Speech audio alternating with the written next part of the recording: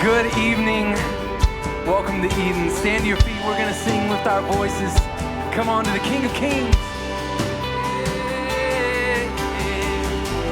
In your presence there is freedom. There is healing in your grace. There's nothing like the name of Jesus. Let your glory fill this place. I come alive. I come alive. I'm alive.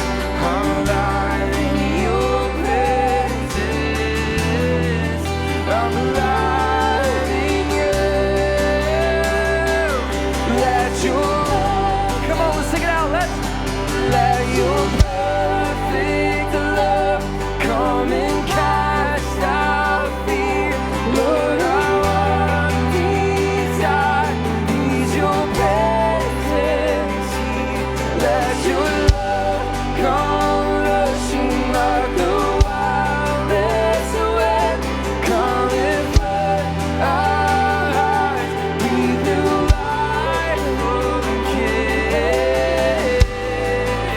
There's nothing like your presence. Oh. There's nothing like you, yeah. You meet me in my weakness. Oh, you bless the great divide. Oh, your mercy, Lord. Your mercy is the reason, yeah. Oh, the reason I'm alive. Oh, we come alive. I come alive. I'm alive. I'm alive in your presence. I'm alive in you. Let your perfect love come and cast out fear. Lord, our one desire is your presence here. Let your love come rushing like the wildest wind. Come and flood our lives, breathe new life again.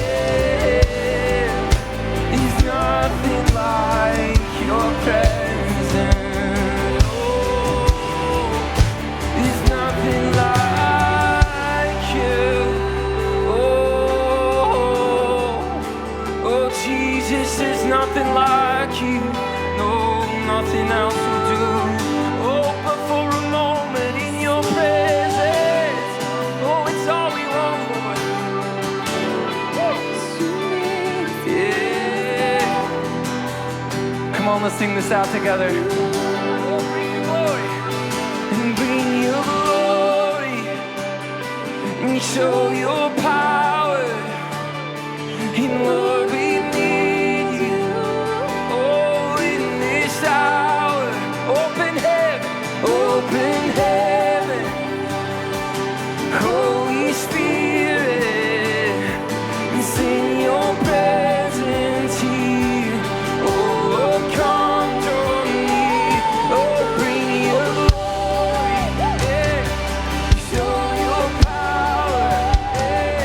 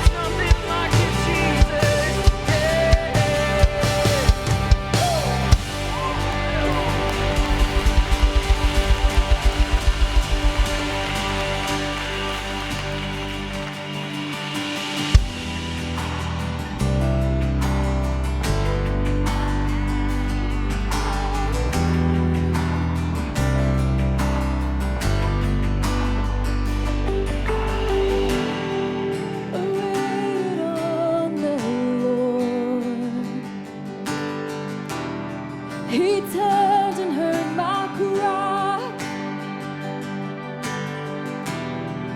and with a nail-scarred hand He lifted me, wiped tears from my eyes. From the sinking sand, You set me on the rock.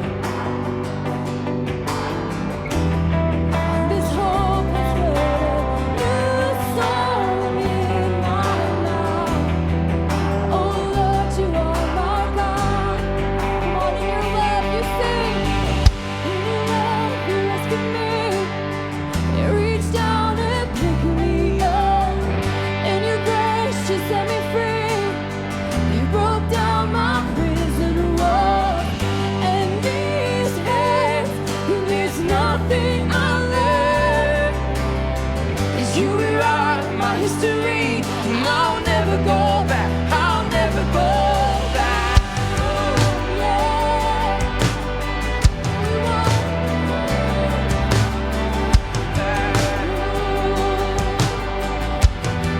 Nothing compares, You sing. Now nothing can compare. You are my righteousness.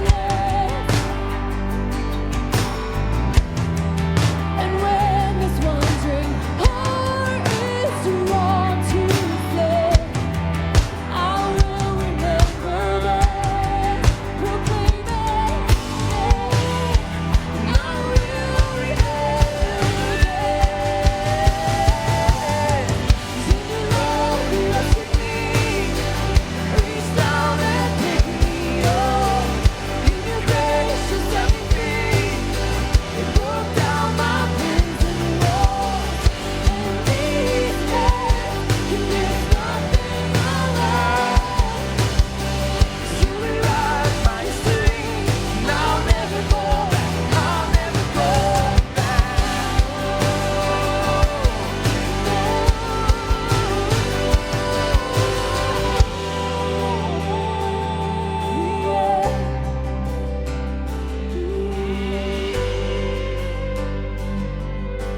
Come on, let's lift our hands and sing this out. I will reach my hands to the one who reached for me. Your love is good, God. For Your love is good. I have tasted, I have seen. We're captured by You. I've been captured by the one who set me free. Thank You, Lord. Thank You, Lord. So I will reach my hand to the one who reached for me.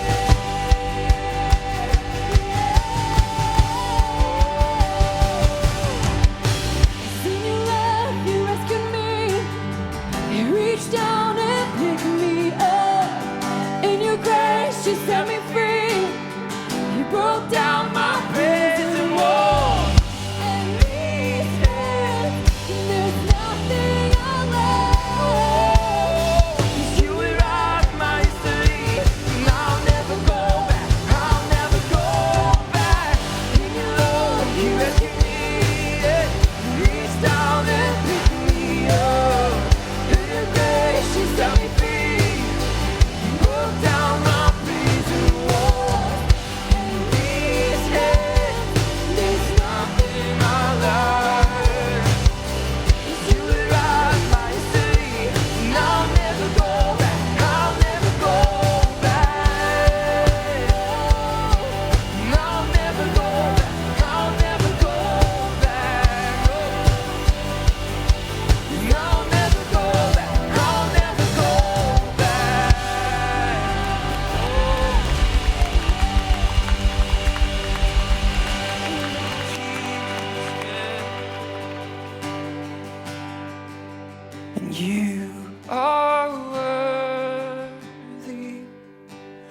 blessing and honor, all glory. We join with heaven's praise, declaring that your name alone is worthy. Oh, you alone, you are worthy of blessing and honor, all glory. We join with heaven's praise, declaring that your name alone is worthy. Oh, we join with heaven's praise, declaring that your name alone is worthy. Oh, we join with heaven's praise, declaring that your name, oh, alone is worthy. Oh, you're worthy, Lord. Oh, you alone, you alone.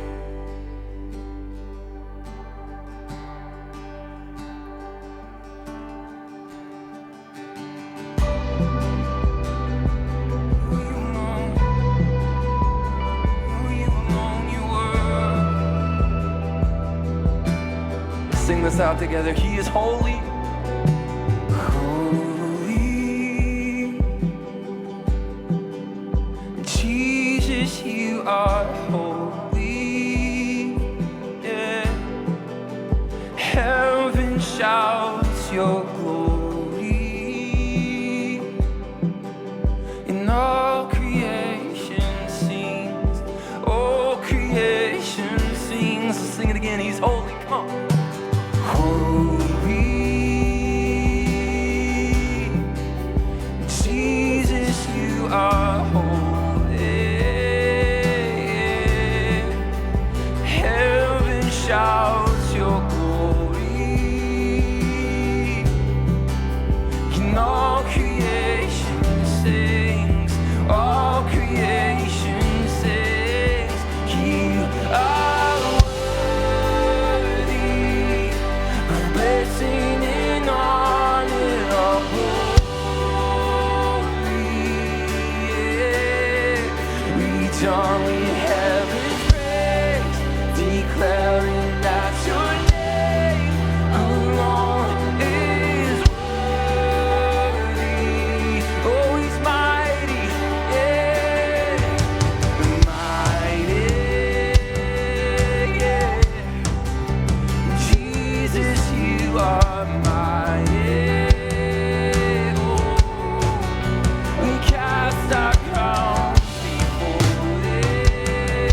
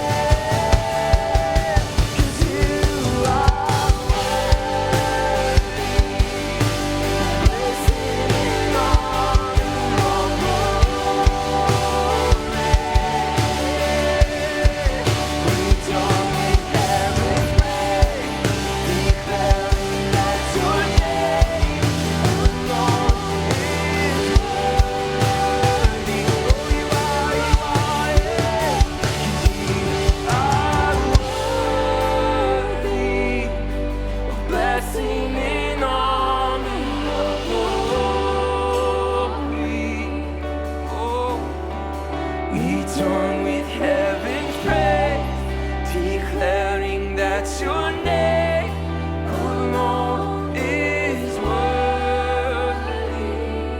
Oh, we join with heaven's praise, declaring that your name alone is worthy.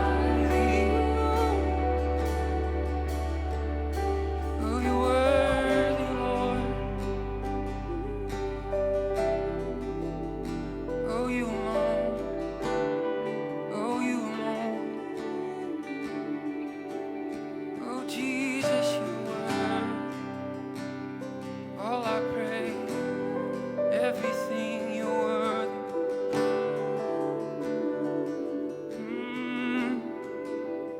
We exalt thee.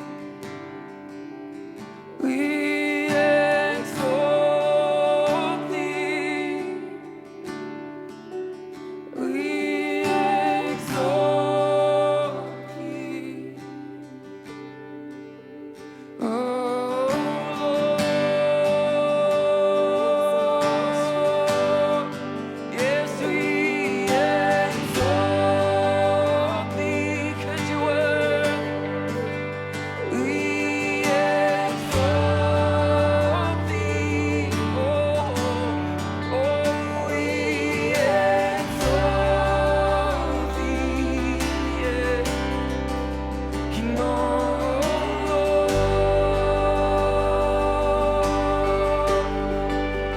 we exalt thee. We exalt thee. We exalt thee.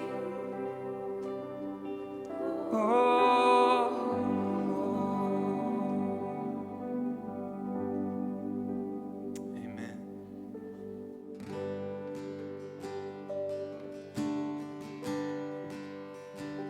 Will you pray with me?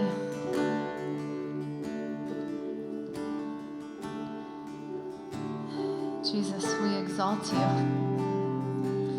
We lift you high. We say that you are faithful, that you are good, that you are our Father. We declare that you have set this moment apart, God. There has never been this moment before in time with these exact people gathered.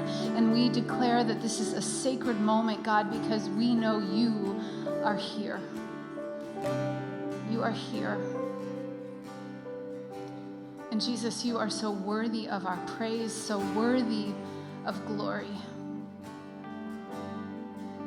And I ask, Holy Spirit, that you would do exceedingly more than any of us could imagine tonight. Jesus, I boldly declare that you would set women free here tonight.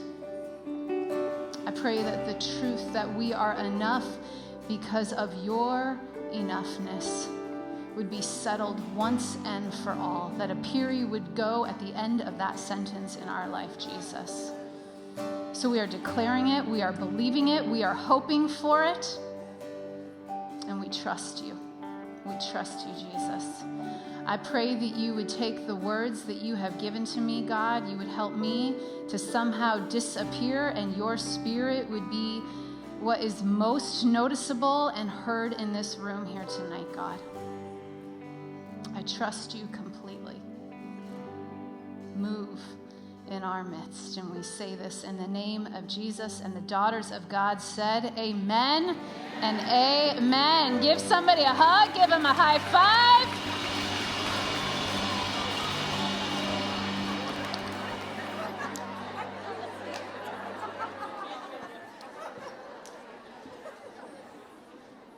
Hey, so welcome to Eden. I am so glad that you are here. I know that Tiwi and Manda just did a great job of welcoming you. And can we thank our incredible band and amazing girl gang singers and dancers and all of it. What an amazing evening. And I'm so glad you are here. For those of you that I don't know, for those of you that are here for the first time, welcome to Soul City. Welcome to Eden. This is the best part of Soul City, is Eden. So we are glad that you are here. You need to know something. You're meant to be here. You are meant to be here tonight. I don't know what you fought through. I don't know what got in the way of you being here. I don't know what things you had to cancel. I don't know what plans you had to arrange, but you are meant to be here. We have prepared for you. We have prayed for you. There's literally been a team of women praying for you since summer. You've been prayed for by name. And this is going to be such a fun and special night. For those of you that I don't know, my name is Jeanne Stevens. I have the privilege of being one of the lead pastors here at Soul City. And I'm just curious, how many of you actually needed a girls' night in your life? Yeah. I am right there with you. I needed a girls' night in my life. And this is not just any ordinary girls' night, okay? This is an extraordinary girls' night. We've already had dancing, right?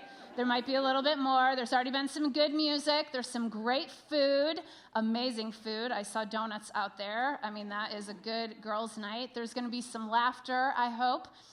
And I imagine there are probably going to be some tears as well.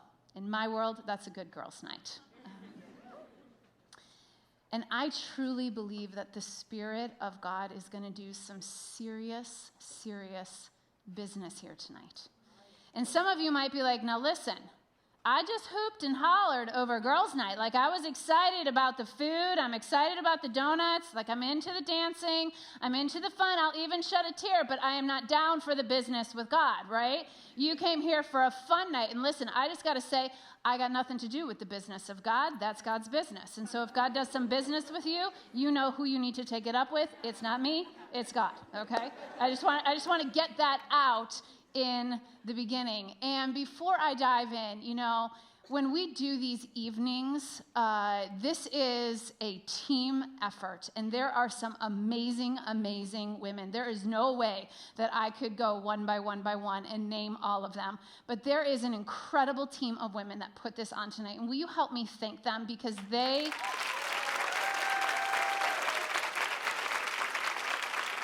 are some serious boss babes, and they have done an amazing evening creating this for you. Now, I have a question for you. How many of you would say you are an optimist? How many of you would say, I think I am an optimist in the world? Okay, great.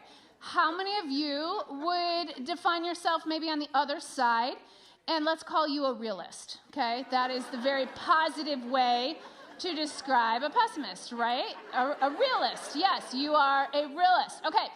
Now, listen, all are welcome here. All are welcome here, both the realists and the optimists, okay? I happen to be an optimist. I have always been a girl that the glass is overflowing in my life. I have never seen a glass that was not overflowing. And I see possibilities when there are no possibilities. I see hope when things look hopeless. I see a chocolate cake when I am looking at a plate of kale, okay? This is just how I go through life.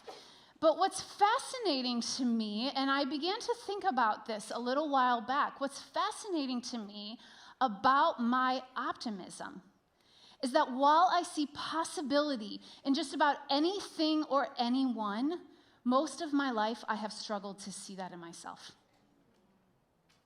I have struggled to see what I see in you, in me.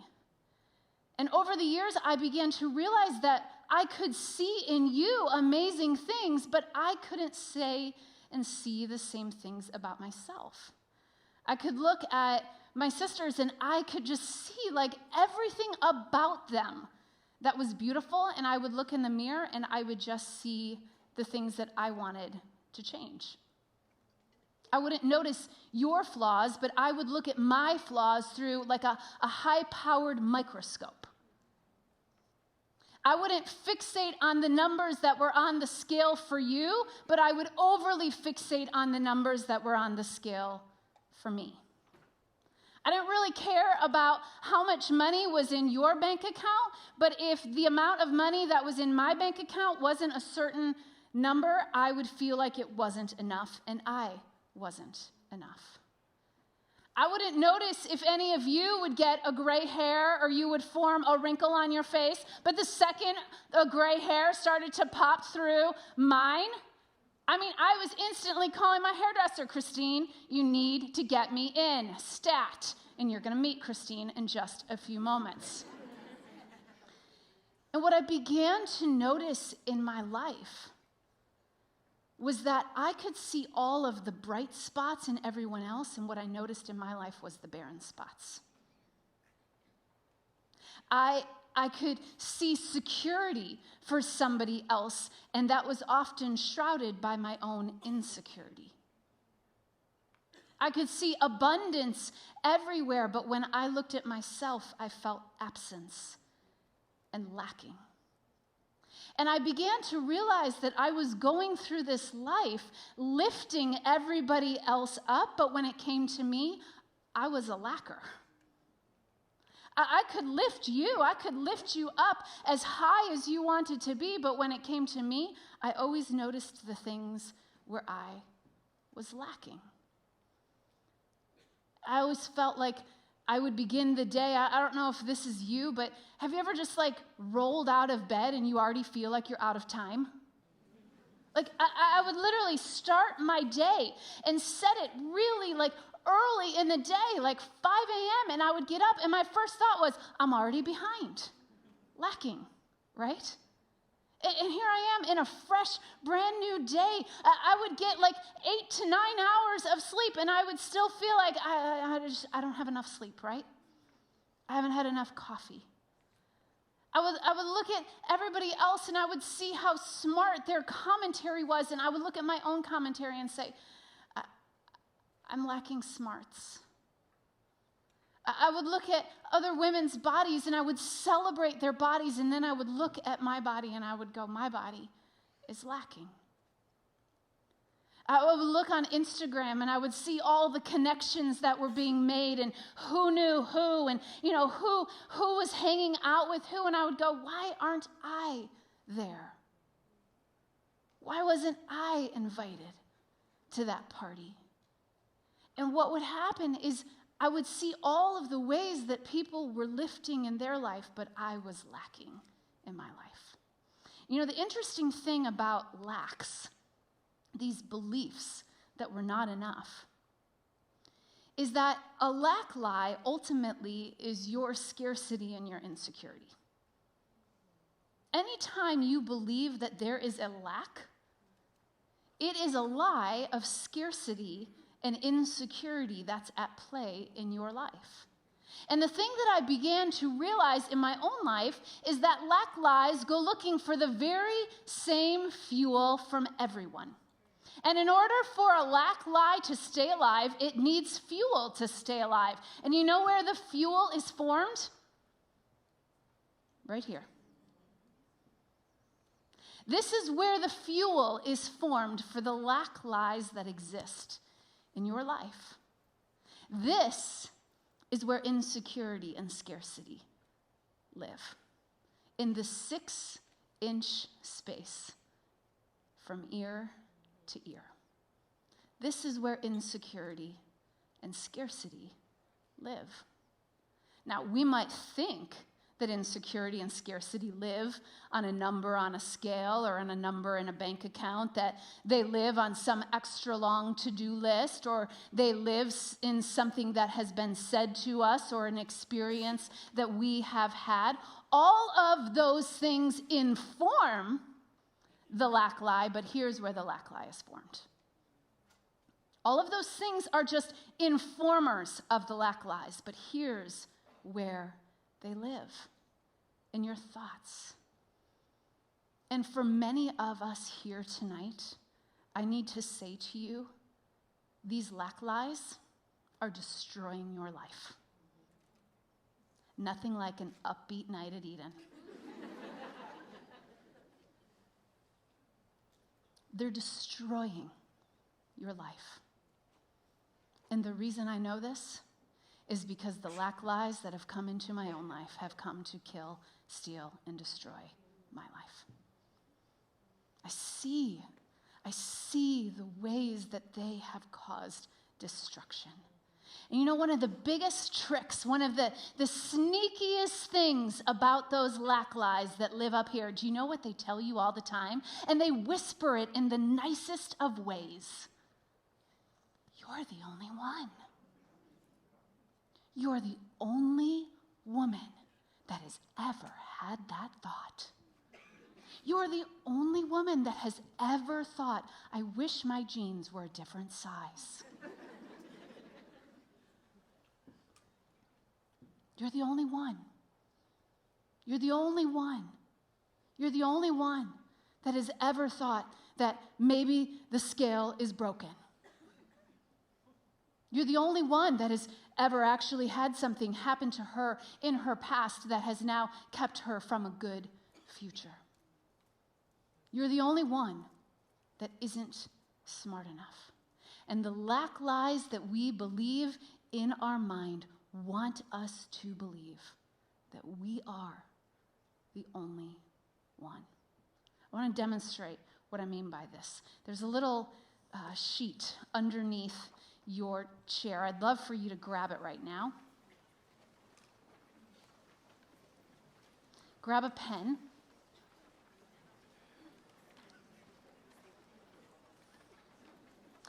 And here's what I want you to do. We're going to play some music for about 3 minutes.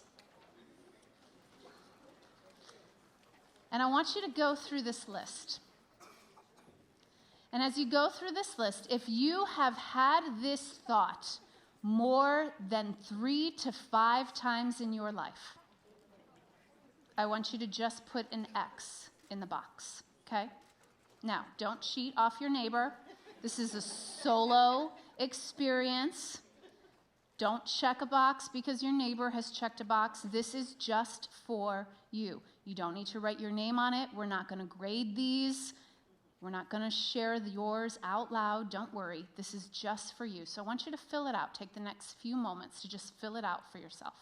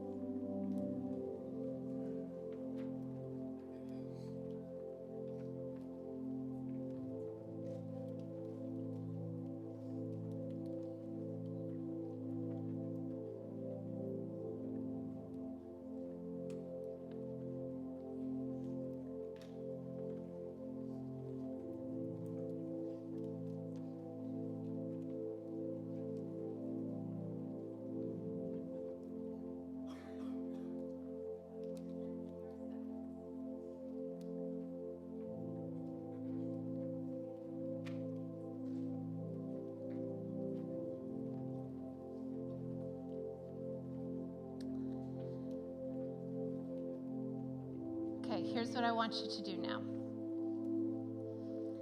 I want you to take this sheet, and I want you to move it over 2 spaces, okay?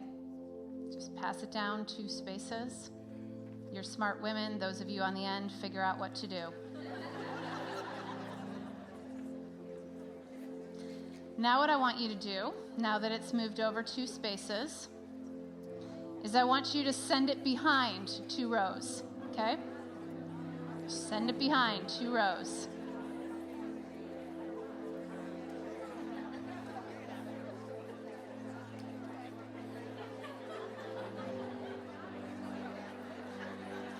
Now what I want you to do is move it over 3 spaces.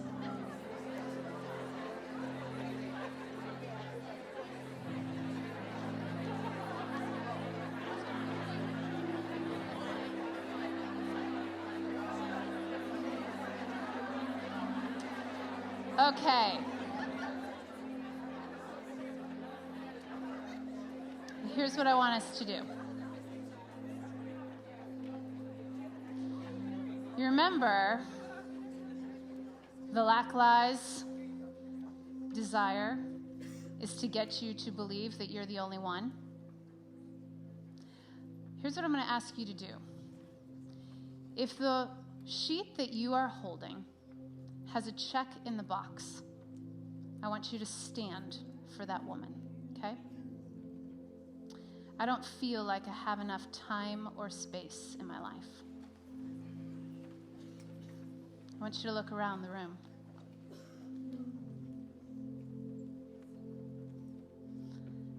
Great. Grab a seat.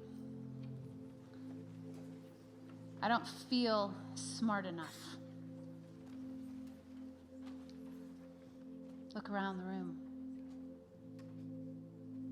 Great. Have a seat. I don't feel like there is enough grace to cover the mistakes I've made in the past.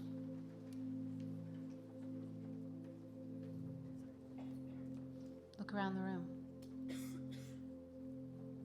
can have a seat. I don't feel like there is enough money in my bank account. Wow. Have a seat. I don't feel attractive enough.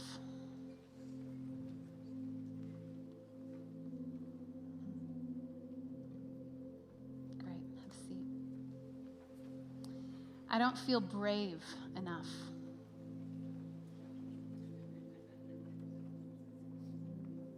Great, you can have a seat.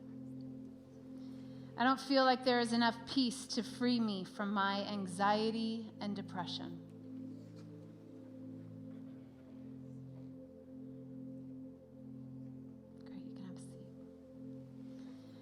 I don't feel like I'm doing enough for others.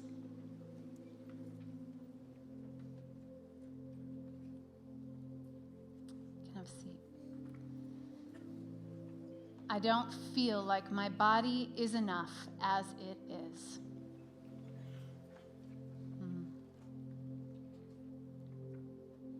Great, you can have a seat. I don't feel desirable enough to be loved.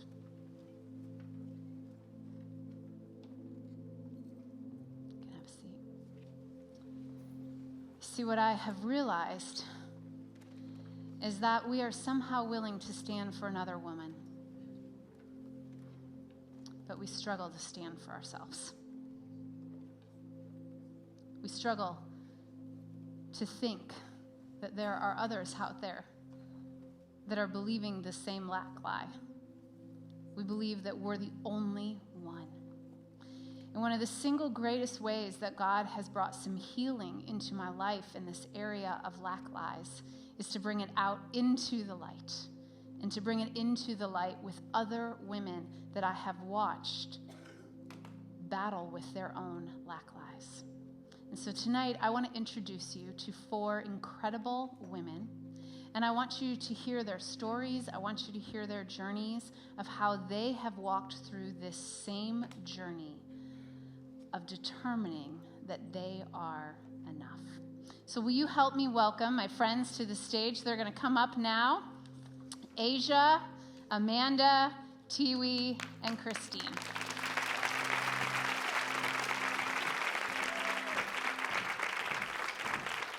Hi, ladies. Come on over to our little couch. All right. Well, these are some incredible women, and I'm excited for you to hear a little bit more about each of them. And I pre-sent these questions, so they had time to think about it and prepare. And the first question that I sent them is, first, just tell us who you are. You've got one word to describe your essence. No, like, hyphens. One word to describe your essence and what you do. So I'll start with my friend Asia here. Hi, everyone. Hi. Hello.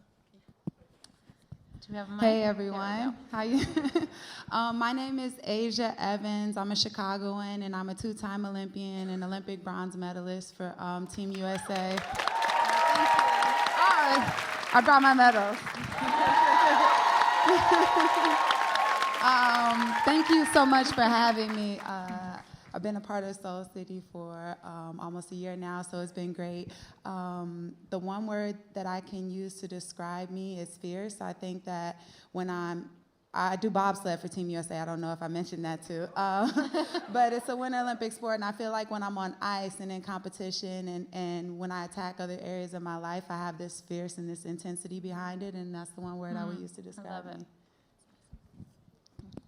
Well, I'm Amanda, and I think I know most of you here. I used to work for Soul City Church, and this is still my home church, and I'm so excited to be here. The one word that I would use to describe myself is advocate. I spend my days writing and speaking, and my husband and I foster children, and I really am passionate about fighting for the underdog. I'm really passionate about giving a voice to someone who doesn't usually get to use their voice, and just really advocating for the deep inner work, soul care, and a lot of what we're talking about tonight. So I'm just really grateful to be a part of this. Well, good evening, everyone. My name is Tiwi, and every day I get to partner with health systems across the nation to think about their strategy and make digital real for not just their organization, but also the customers that they interface with. And the word I chose to describe my essence is challenger. I just find myself always wanting to push people to be better, think more proactively, and just like show up. So that's the word. Good evening, everybody. My name is Christine Singer. I am a West Looper. I've been living in the West Loop for 14 years, and I love it. I opened a business in 2006. We started small with about 6 people, and now we have about 43. I'm a mother of 2. I love this church. Thank you for having me. The word I chose was guide. I think I do many different things, wear lots of hats, but I think the most important thing that I do is I guide people into reaching their dreams. My daughter said to me a couple days ago, who was 11, she said, "I wish my life was like a movie."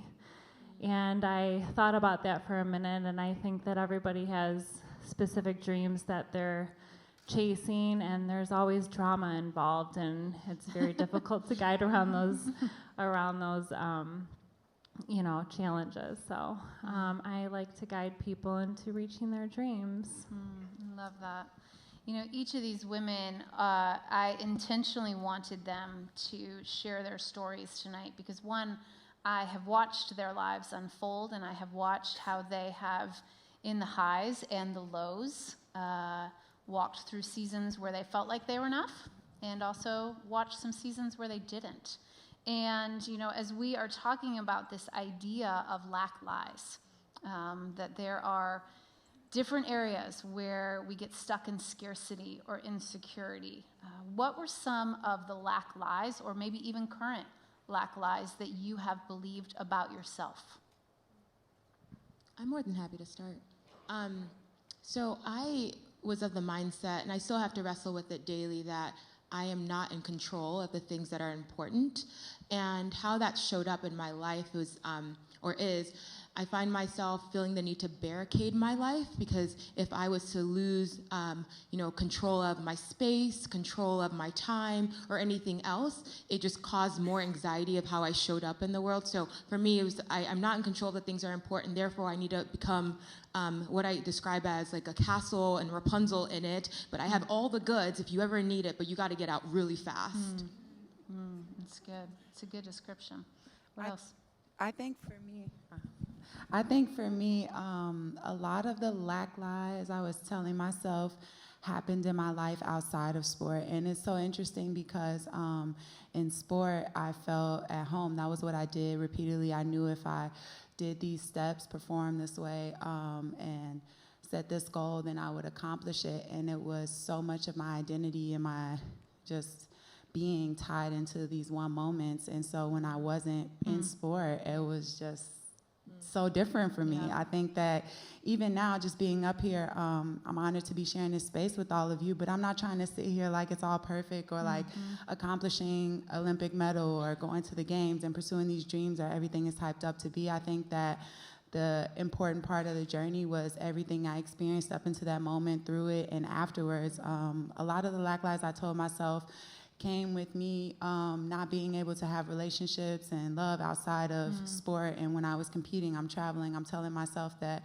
I'm not capable of building relationships or having love. I'm not capable of receiving love because I have to put all this into what I'm doing. And it made it hard for me to balance life outside of what I had to do for sport because it just felt different. All my identity and everything, all the love I was receiving from everyone else was tied to me wearing this medal or wearing my uniform and stuff. And when I wasn't, I felt like almost a different person. And so just finding and understanding that balance in the conversations I was having with myself really shed a light on it.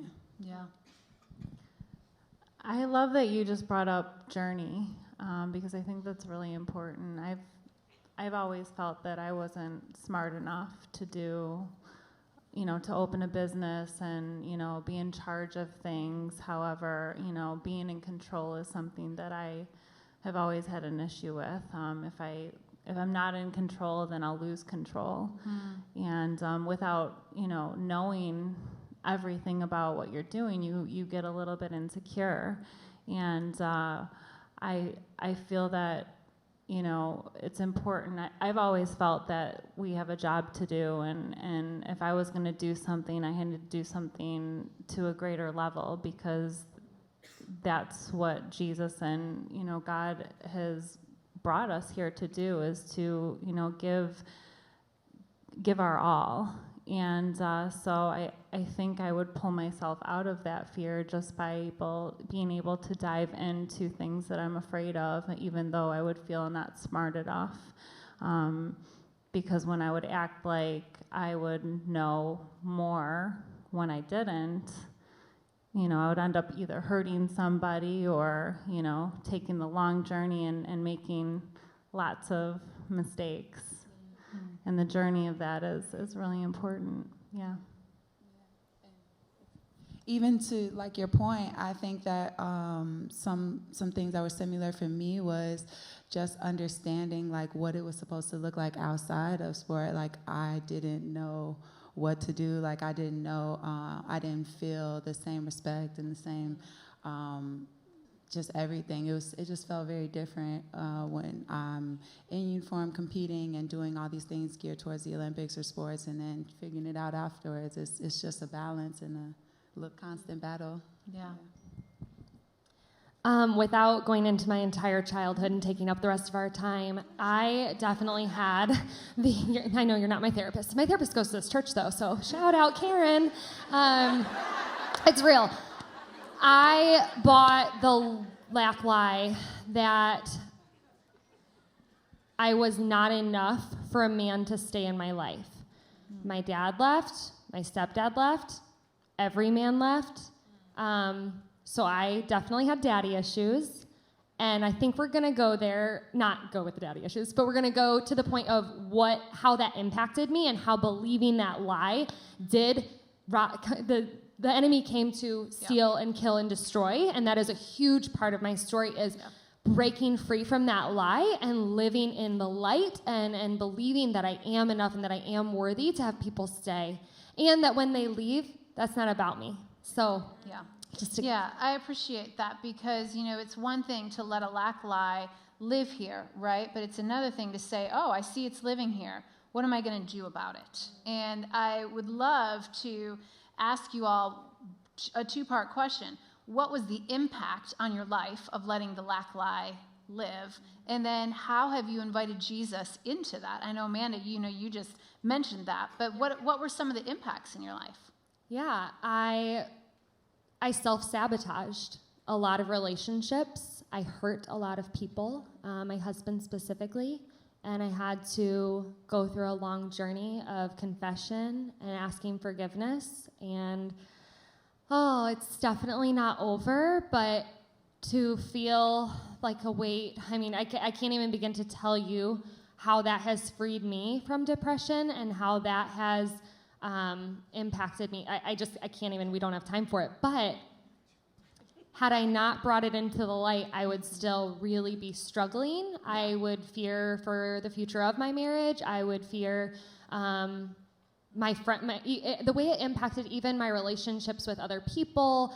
I know that God uses the catastrophes of our life to be the catalyst for our calling. I fully believe that because I've seen it in my life. And I think that whatever you are struggling with and whatever area you have a lack lie, that God will use that if you are willing to be freed of it. And being freed of it, that's the hard part. It sounds like it's the easy part, but I feel like you have to trust him enough to go there. And that's really, really difficult. Yeah, that's good.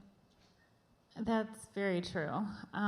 For a long time, I would put up a wall in front of me and pretend that I knew more about, running a business, about how things should be done, and I would pretend to know more. And, that wall really separated me from being my true authentic self to the person that I would care about, that I was supposed to be guiding and mentoring and to, building their dreams, their success, and being what I set out, to be as, a lead person in their life. And, especially as a mother, you always want to be your true authentic self. And it wasn't for a long time that I broke down that wall and decided to, just be transparent with who I really am and that I don't know everything. And that, in fact, sometimes coaching and guiding people, you're guiding yourself and you're coaching yourself and you're building strength within yourself by being true and authentic and transparent.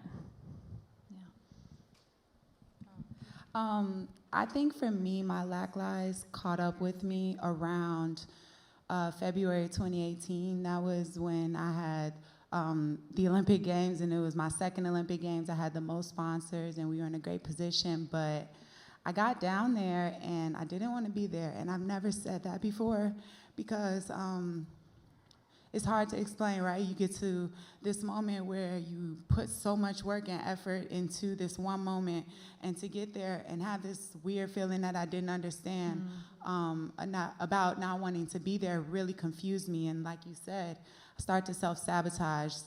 Little things started to mess up. My back was messed up. I had a big moment where I just kind of broke, and I think it's really interesting. I was in church a few weeks back when Pastor Jerry was talking about transition in your seasons, and the fall season really resonated with me because it's a season of transition and kind of just understanding what's over with and the chapters closing in your life and how you're transitioning into a new season. And I think that my fall began at the biggest moment of my career, and it was hard. It was so hard because I'm balancing these feelings of, as an athlete, you push yourself through everything, like probably been concussed, push through that. You probably, injuries, push through that. Disagreements, you push through it, and you keep telling yourself you're supposed to push through things, but sometimes you just can't, and you don't understand it. And I think that at that moment, it all caught up with me, and instead of just trying to push through and focus on, like, being better or not thinking about it, I just, I didn't know at the time, I just asked God to be there with me in that season. And so I performed to our best abilities, but I think that it was such a breath of fresh air when I didn't win, because there was just so much pressure put on to these one moments, and that's not how it works in sports. It's not everything, and you realize that in these moments, and it's hard to address it, it's hard to talk about it because this is a once-in-a-lifetime opportunity. And I think that for me, it was an eye-opener to realize that, I really needed to take a time to figure myself out outside of this and outside of constantly pursuing these goals. Like, I just felt a detachment from who I was on the inside versus this image that was put out on TV everywhere across the world, and it just felt like I wasn't being my authentic self, and so it was tough. Yeah. I'm curious if there is a practice for each of you. I'll start with you, Chiwi. Is there a practice in your life that helps you secure yourself in the truth that you are enough? One practice. Yeah, so to live in integrity in this moment, that practice started for me in June. Daily, I spend time writing out my gratitudes because I need to anchor myself in the fact that God is good, and if he's good, therefore I am enough. Yes. And I didn't believe that for a really long time, and so that's the practice. I anchor myself in gratitudes in the morning, and I write them out, and I also do this thing, I don't know who this is for, but I'm going to share it. Every time I walk past a mirror, I tell myself, I'm so pretty. I go, you are so pretty. And I don't know when it started, but I've been doing that all year, and whoever needed to hear that, I want you to know that you are in control of that. Yeah, that's good. That's good. For me, a practice was just not holding everything in. I'm so used to bottling it all up, and I think that once I realized I couldn't do that anymore, and I was hurting myself. It was just being a little more honest, not holding everything in and being so guarded. The best thing I did was just embrace this season of my life and be honest about it. And I started to meet people that could help me in this season. I started to talk to people that have been in this season of their life and got through it, and that can push me and inspire me when I couldn't do the same for myself. So just kind of not holding everything in and being a little more vocal and vulnerable was a practice that really helped me. Yeah. I love that. One of the things that I started just 2 years ago is I started reflecting. And I actually didn't realize that I wasn't slowing down and reflecting, and people would come up to me all the time and, oh my gosh, your business is looking so great, and you're doing so well, and this is happening, and that's happening, and blah, blah, blah. And I didn't know how to receive those compliments. I knew all of the things that I had to work on and all of the things that I wanted to be better that actually weren't good enough, because in my mind there's so much more to do, and I'd just begun, and I would never sit down and reflect. And so reflection has been a really big part of the past few years, and actually just this year I started to kind of slow down and focus on just my mind and my body and stretch and think and be with myself.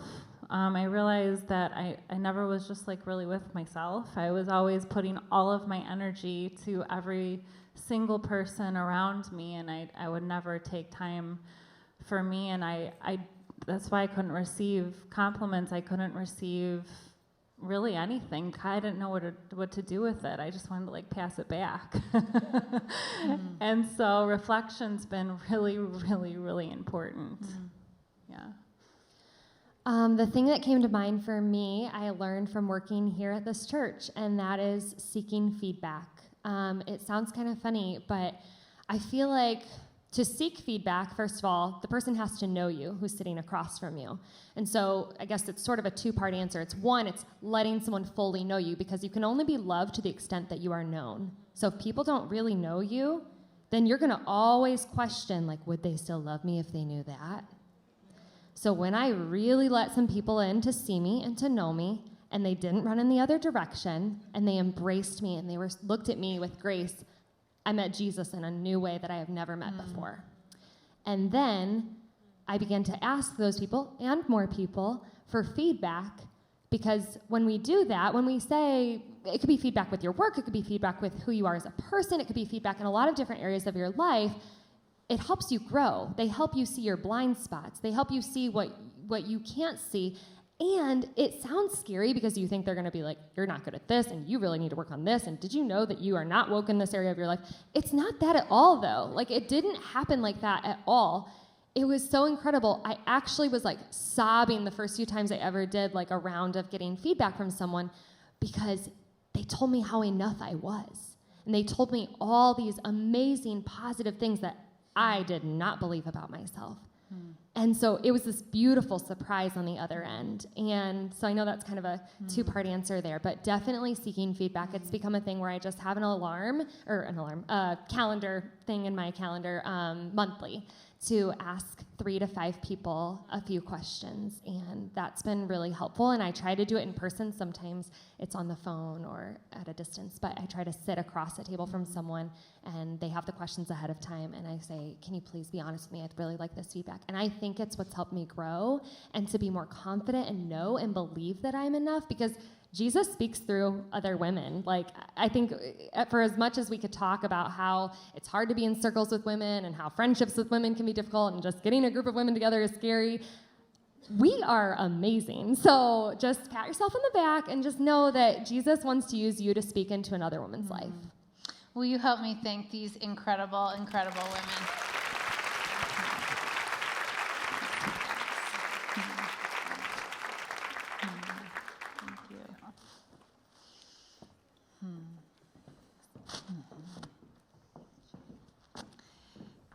You know, one of the things, the reason why I wanted them to share, thank you, Emily, their journey on what it's been like for them is we need to see how others are determining that they are enough in Jesus. We need to see how it's being worked out in another person's life. And somebody asked me, you know, why are we talking about this? Like, why talk about enoughness? Like, why is this the topic of Eden? And I have 2 answers to that question. The first is I only preach on things that I need to preach to myself. So anytime I'm preaching, it's usually because I need to preach it to me. So I only preach on things that I need to preach to myself. So I'm a very selfish preacher. And the other reason why we are talking about being enough is that I believe with every single fiber of my being that the God of the universe wants to do powerful things in and through your life. But the lack lies that you are believing about yourself are limiting that from happening. The lack lies that are lodged up here in your mind are actually the cause, often, of the limitation of the hand of God moving in your life. And that's a bold thing to say, and some of you might not even agree with me, and I'm okay with that. But I want to say to you that scarcity and insecurity believe the exact same lie. Scarcity believes that there's never enough, and insecurity believes that I am not enough. They believe the exact same lie. And you can always tell when scarcity is hanging out because scarcity tries to get you to add your credentials to every single conversation that you're in. That's what scarcity sets out to do. Do you know where I went to school? Oh, you don't know? Let me tell you. Oh gosh, I know we weren't even talking about where we went to school, but somehow I'd like to insert in here where I went to school. Can I tell you how many degrees I have? I know we weren't even talking about how many degrees I have, but you know what? I think you need to know how many degrees I actually have. Do you know who I used to date? Do you know who I know? Do you know who follows me on Instagram? Do you know that at one time in my life, Brene Brown liked a comment that I put on her Instagram? This is what we do. This is what we do. When scarcity is at play in our life, we try to add our credentials into the conversation. When you don't believe that there is enough, you will do whatever you can to make sure that there is enough. And scarcity wants you to believe that there's a secret enough club out there. That there's this secret enough club, and the thing is, you're not in it.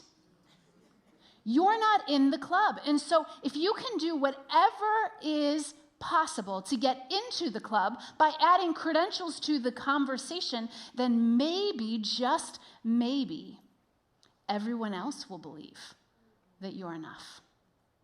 Now, the same is true with the lie of insecurity. But what happens with insecurity is insecurity moves in the opposite direction. Instead of boasting about the credential, insecurity tries to get you to shrink back.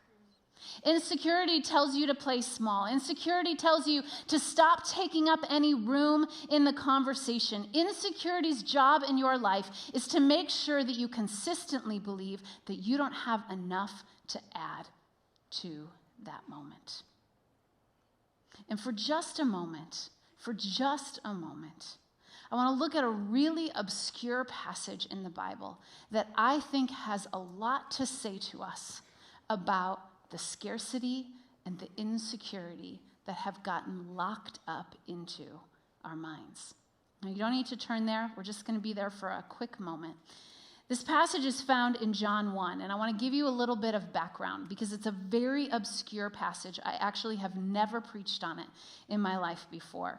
Jesus was new on the scene. He was starting his ministry. He was calling all these new followers. He had already called Philip and Andrew and Peter. And in the passage that we're going to look at in just a moment, it says that Philip was so excited that he had found the Messiah that he was ready to tell everybody else about it. Now, you know what this is like. You know when your favorite store has a sale, right? You are the first one there, first in line, you get what you want to get, and then you tell everybody else about it, right?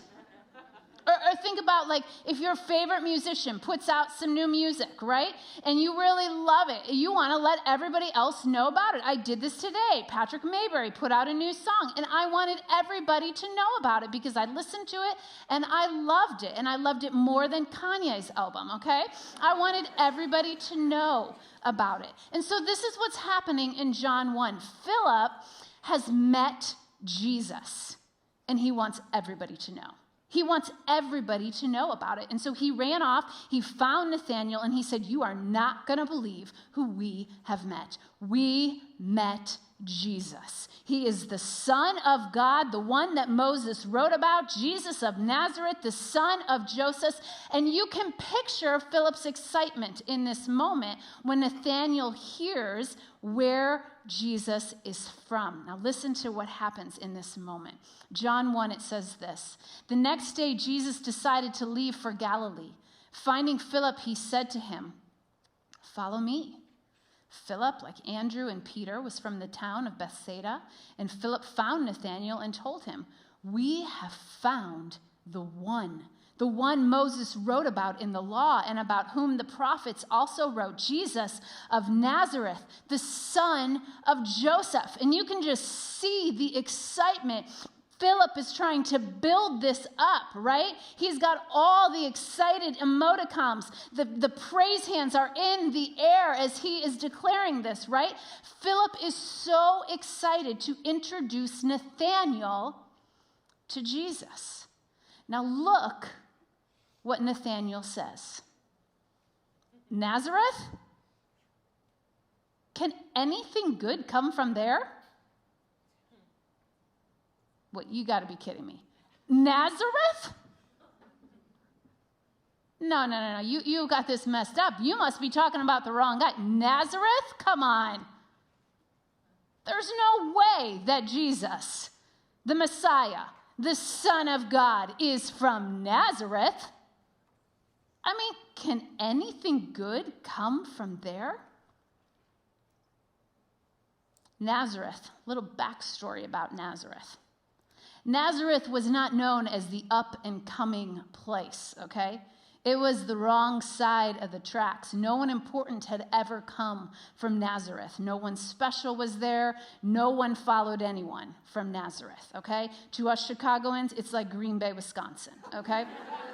That's like Nazareth to us. Nothing impressive had ever come out.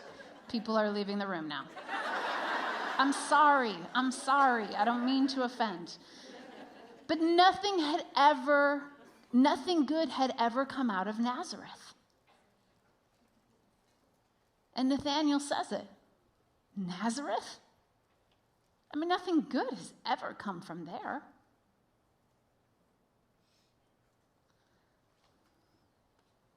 I think that's how many of us see ourselves. Nazareth? What good can come out of this? What good can come out of my story? There's no way the Messiah is from there. Nazareth, I mean, I know the stories out of Nazareth. And I think so often this is how we feel about ourselves. We know our stories. We know our journeys. We know the lack lies that live up here. We know our mistakes. We know what we've done. And I think we view ourselves the same way. How could anything good come out of this? How could anything impressive ever be done with this? Could anything good come from me?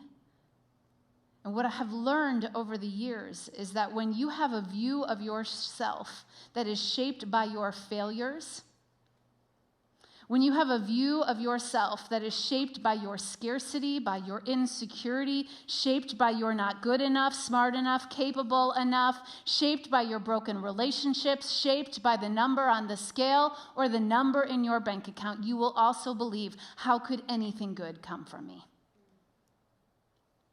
And when we see ourselves as Nazareth, we are certain to ask, how could anything good come out of my life?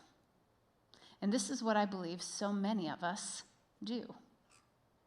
We have lodged ourselves in a story that we're just from Nazareth. There's nothing good that can come out of me. And we get ourselves trapped in a lack lie. You see, Nazareth was Nathanael's lack lie. Nothing good can come out of there. And God cannot do what he really wants to do in your life when you are trapped in Nazareth. If you have locked yourself up in a prison in your mind that nothing good can come out of you, I am here to tell you, nothing good will come out of you. And you can come here and you can pray a whole bunch of prayers. You can sing a whole bunch of songs. You can have a moment here tonight. You can declare, that's right, I am enough. I went to Eden. I did the whole thing. And tomorrow morning, I'm going to tell you, you're going to look in the mirror and you're going to have a Nazareth moment. Nothing good can come out of this. And when you are trapped in your lack lie of what you believe about yourself, you will get stuck in Nazareth. How could I ever be a good mom? If you only knew all of the things that I have been through, there is no way that I'm going to be able to raise these kids well. How could I ever live out the dreams that are in my life? I can barely get it together each day. How could I ever find a healthy relationship after all of the unhealthy ones that I have been in? How could I ever love my husband and disciple my kids and lead a church and start a movement of transformation and put books and transformation tools out into the world and change the world? Nazareth. If I am stuck in Nazareth, none of those things will ever happen. And when people say something about you long enough, you start to believe it's true. And when you say something about yourself long enough, you start to believe it's true. And you see, so much of our inability to believe that we are enough actually has nothing to do with God. The last time I checked, God was still faithfully telling me the same thing that he has been telling me my whole life. Jeanne, you are the beloved. You are a daughter of the King of Kings. You are prized. You are set apart. You are cherished. You are faithful because I have been faithful. God's message is the same yesterday, today, and forever. His message about you has not changed. Your inability to believe that you are enough is because you keep saying that you are just from Nazareth. And we develop our view of God through the view of ourselves. If you believe you are not enough, it will be very hard for you to know the one who is more than enough. If you believe you are unworthy of being loved, it will be very hard to hear the voice of the one that says you are worthy of love. If you are drowning in rejection from someone else in your life, and you can't see that that rejection is actually perhaps God's protection, because that person is just projecting their own pain onto your life and onto your story, you will never be able to see yourself the way God sees you. You will only view yourself through the lens of that rejection. And if you believe that nothing good can come from your life, that you are not enough, I'm here to tell you, nothing good will come from your life. If you lodge that here, if that lack lie takes over your life, you will miss out on the one that says, you are enough. And I know this because I have experienced this in my own life. My own journey and my own story with enoughness is that my lack lies of believing that I was enough set me on a path to prove that I was enough. That has been my journey since I was a little girl. Any lack lie that I believed, any thought that I had, I just did whatever I could to try to prove I'm enough. I'm enough. I'll do some more. I'll say some more. I'll put some more good things out into the world. I'll love some more people. I'll just do and be enough, and it will put all of those lack lies to shame. And that is how I have often moved my way through life. I'll just prove. I'll prove that I'm enough. Many of you know that this summer, I had an amazing opportunity to climb Mount Kilimanjaro. And honestly, I love to just say it out loud. I climbed Mount Kilimanjaro. Because I honestly cannot believe that I did it. That is the reason why I love to say it out loud, because I still can't believe that it is next to my name. Asia is a gold medalist, or bronze medalist, and I climbed Mount Kilimanjaro. Same, right? And I want to tell you about a really important moment in my life as I was climbing Mount Kilimanjaro. On the evening that we set out to summit to the top of the mountain, we actually left in the middle of the night. It was 11 p.m., and we only had headlamps to guide where we were walking. It was freezing cold. It was about 25 degrees. I had 4 layers of clothes on. We started our ascent at around 15,400 and some change feet. And we were trying to summit the peak, which was at 19,366 feet. So you can do the math. We were trying to climb 4,000 feet in one night. And the peak of Kilimanjaro from base camp is straight up. And so this was not like a leisure climb. This was a very hard climb, the hardest climb of the trip. And I was already struggling at altitude, struggling to keep fueling in my body and hydration in my body. It was really hard to breathe. And the guides continued to tell us as we set out on the path, don't look up. Whatever you do, don't look up. Just look at the feet in front of you as you climb. Don't look up. Well, what did I do? They told me not to do it. I'm doing it, right? I mean, and I look up and I see these headlamps going up the mountain, and all I could see was, oh my gosh, I am so far from the top. I'm never going to make it. And we kept climbing, and after a little bit, there was a couple that was in my group, and they started really struggling with the altitude, and they decided to turn around. Another guy in my group was starting to feel sick and just felt like, I don't think I can do this, and he turned around. Another guy actually got sick and kind of pulled over, and we stopped for a little bit, and he said, I got to turn around. So it ended up, as I was climbing through the night, by about 3 a.m, it was myself, a guy named Josh, and 2 guides that only spoke about 20 words in English. Their entire language was Swahili, but they knew enough for us to communicate. So I was climbing with Josh and these 2 guides, and I looked at Josh at about 3 in the morning, and Josh is like a male Asia, okay? So he's an athlete, a real athlete, and he had already climbed Mount Kilimanjaro. He was there as a return climber. I was there as a first-time climber, and so you can kind of picture the difference between me and Josh. Just picture an Olympic medalist and me. And so we're climbing up this mountain, and I look at Josh, and I say, Josh, I have to tell you something. I know we don't know one another that well, but you cannot let me go down from this mountain. Look me in the eyes right now, Josh. I know we don't know each other. Do not let me go down from this mountain. He's like, okay, I got it. I got it, Jeanne.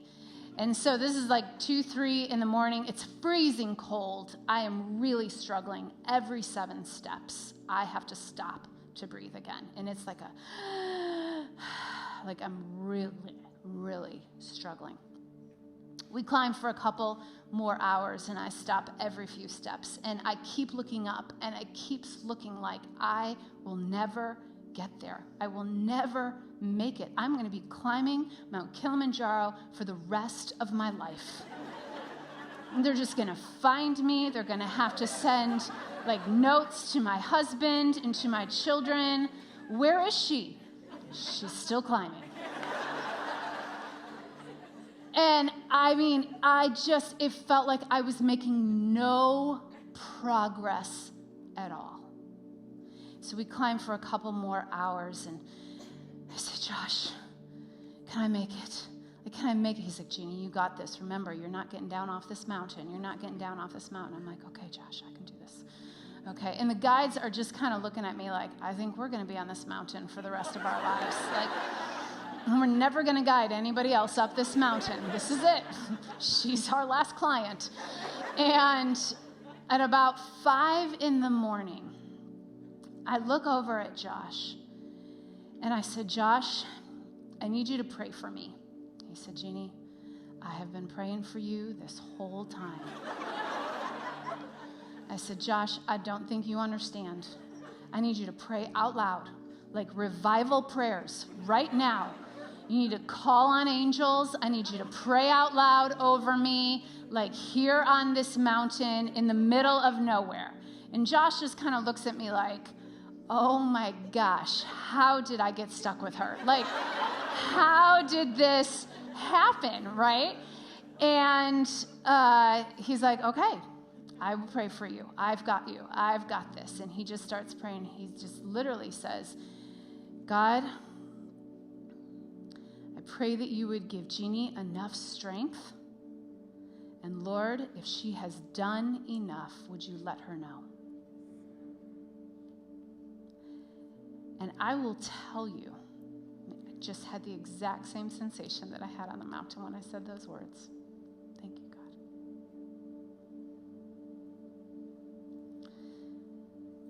There was a rush of peace that came through my body.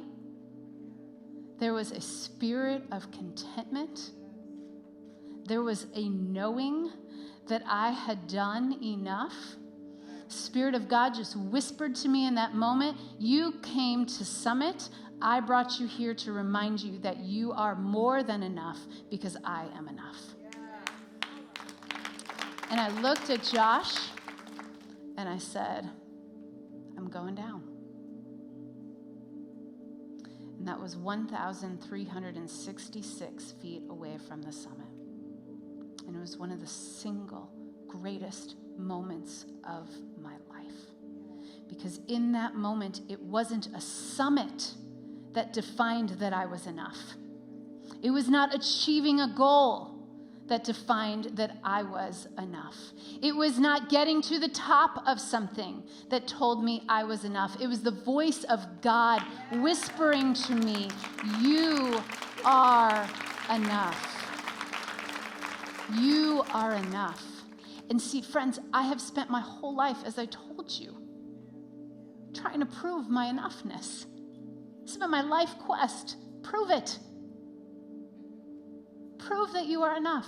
And this is me on the top of Kilimanjaro at 18,000 feet as the sun was rising. And those are clouds behind me, and I am above the clouds in this picture. And I am so proud of this picture, not because of 18,000 feet, but because I finally heard and I determined because of the voice of God, not because of my own voice, that I am enough because He is enough.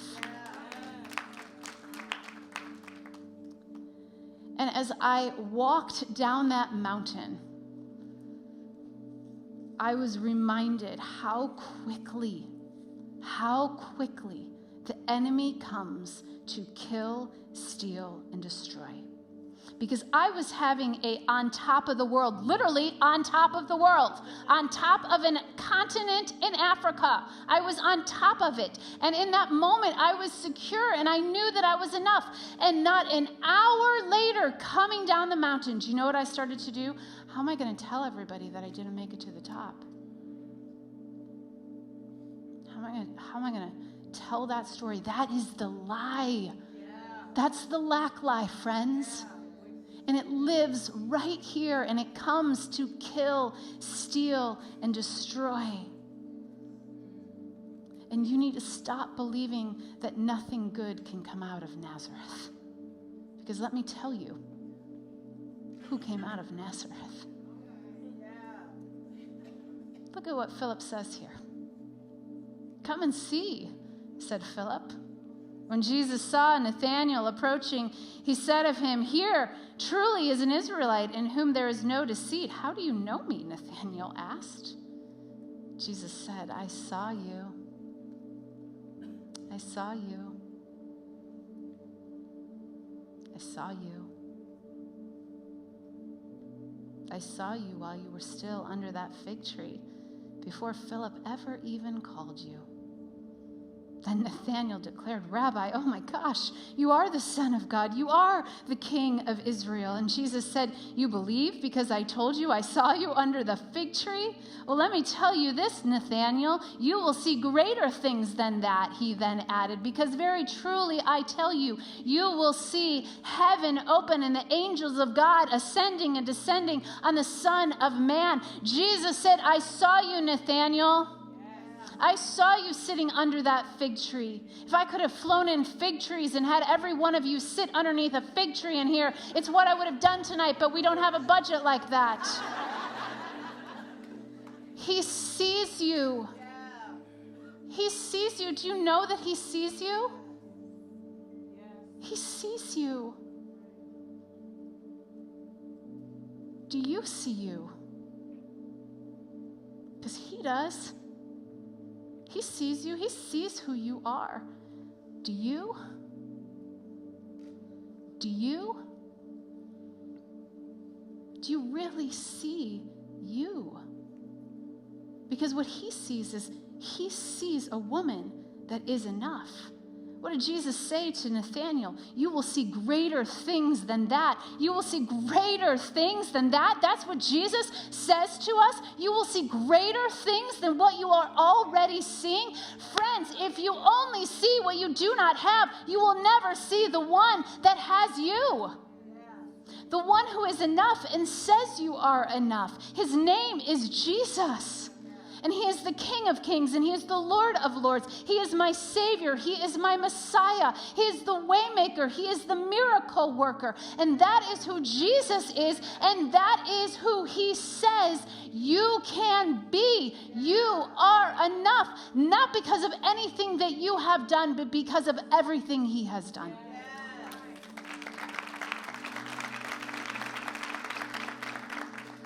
You will never know that the Lord is actually your shepherd if all you see is that you are from Nazareth.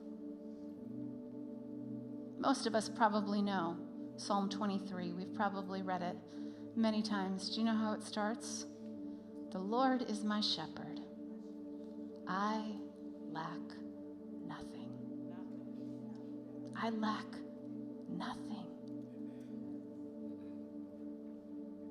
You lack nothing. And what I love about Jesus is that Jesus did not see Nazareth the same way that Nathanael saw Nazareth. You know, Jesus says, do you know who you really are? Do you know who you really are? Because who you really are is bold and bright and beautiful. You are one of a kind and special and unique. You are worthy of love and affection. You are never too much and more than enough. And I want to ask you tonight, do you know who you are? Do you know who you are? You are more than the number on the scale, more than the job that you do, more than the place you live or the people that you live with. Do you know who you are? You're a sister. You're a daughter. You're a friend and a mother. You are adopted. You're accepted. You're healthy. You're whole. Do you know who you are? You are healed by the great healer. You are loved by the greatest lover. You are empowered by the very source of power. Do you know who you are? Nathanael said, can anything good come from Nazareth? Well, I'm here to tell you, yes, something very good has come from Nazareth. The one who came from Nazareth is my Savior, and his name is Jesus. His name is Jesus. And the tilt in the cultural compass repeatedly says that you are not enough and you don't have enough. And friends, I want to say to us tonight, we must turn the tilt to the truth that enough is already here and you are it and you have it because Jesus has brought it. That is the truth. And I want to help set someone free here tonight. You are actually what someone said about you. And that someone is Jesus. Some of you have been locked up in lies because of what someone said about you. And I want to tell you, someone else has said something really great about you. And his name is Jesus. And he says, you are enough. You are enough. And tonight, our desire for you is to let these lack lies go. To let them encounter the waymaker, the miracle worker, the promise keeper, the one that can actually turn lives and can mend broken hearts. That's the one. That's the one that can take the lies that are here lodged in your mind and bring freedom and truth and enoughness. So here's what we want to invite you to do. First, I want to invite you to stand.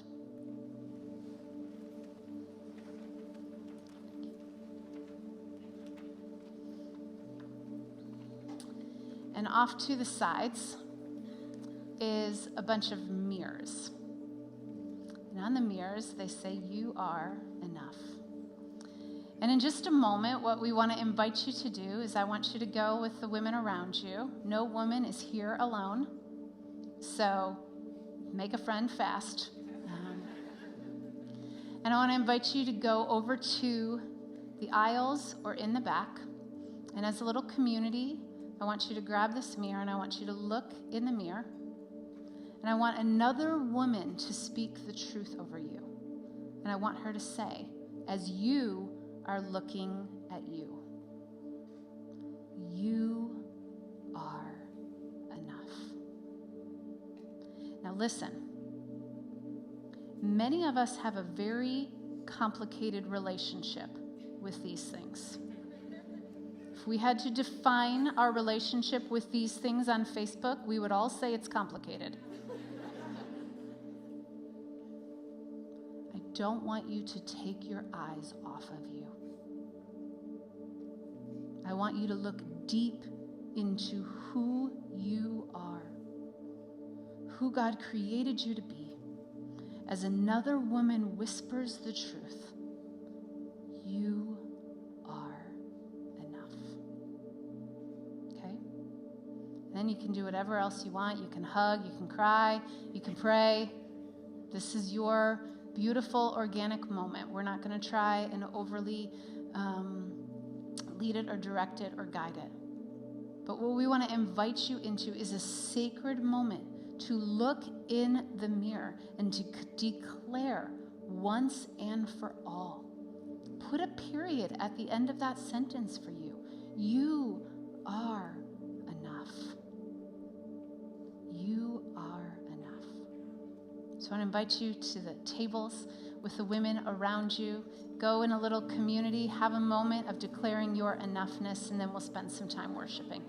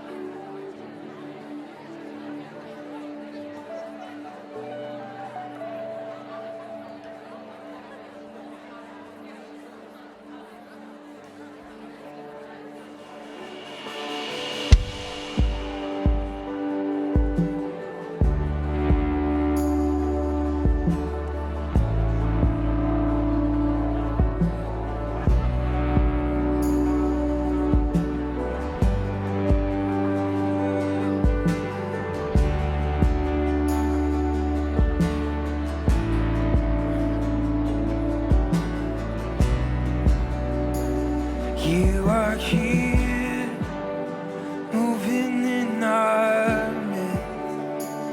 I worship you. I worship you. You are here, working in this place. I worship you.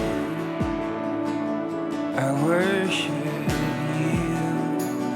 You are here, moving in our midst. I worship you. I worship you.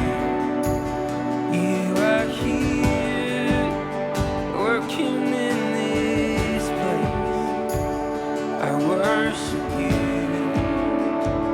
I worship you. 'Cause you are waymaker, miracle worker, promise keeper, light in the darkness, my God, that is who you are. 'Cause you are waymaker, miracle worker, promise keeper, light in the darkness, my God, that is who you are. You are here, touching every heart. I worship you. I worship you. You are here, healing every life. I worship you. Oh, I worship you. Oh, you are here, turning lights around. Oh, I worship you. Yeah, I worship you. You are here, mending every heart. And I worship you. I worship you. You are waymaker, miracle worker, promise keeper, light in the darkness. My God, that is who you are. You are waymaker, miracle worker, promise keeper, light in the darkness. My God, that is who you are. Oh, it's who you are. You are waymaker, miracle worker, promise keeper, light in the darkness. My God, that is who you are. Oh, you are waymaker, miracle worker, promise keeper, light in the darkness. My God, that is who you are. Yeah, that is who you are. That is who you are. That is who you are. That is who you are. Yeah, that's who you are. Oh, that is who you are. That is who you are. That is who you are. Come on, let's sing it out. Yeah, you are waymaker, miracle worker, promise keeper, light in the darkness. My God, oh, it's who you are. It's who you are. Waymaker, promise keeper, light in the darkness. My God, oh, it's who you are. Yeah. Oh. Even when I can't see it, you're working. Even when I don't feel it, you're working. You never stop working. You never stop working. Even when I don't see it, you're working. Even when I don't feel it, you're working. You never stop. Come on, let's sing it out. You never stop working. Even when I don't see it, you're working. Even when I don't feel it, you're working. You never stop working. You never stop working. Even when I don't feel it,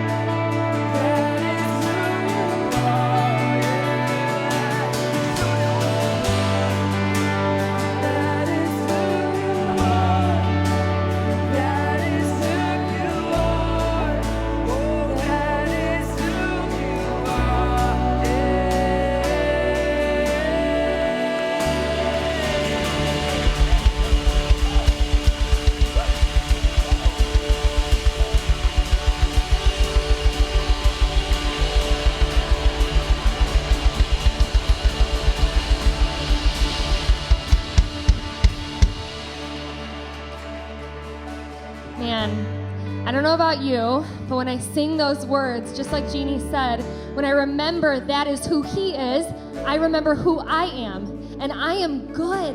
I am enough because God is enough. And God is good. And I have the goodness of God inside of me, and so do you.